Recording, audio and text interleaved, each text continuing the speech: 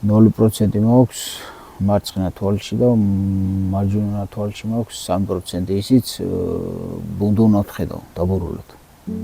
დაბრმავდა, სიყვარულმა უღალატა, მისთვის სამყარო ჩამოფნელდა. გიორგი ახალგაზრდაა, მას მარადიული სიყვარული სწამდა.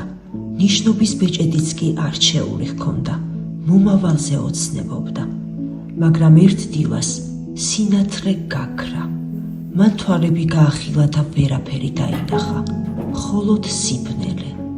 გოგონა, რომელსაც საკუთარ თავზე მეტად ენდობოდა, მისი ცხოვრებიდან უბრალოდ წავიდა. მიატოვა ამ ურთულეს პერიოდში. ის მარტო დარჩა, უსინათლო, გატეხილი, მაგრამ ცოცხალი.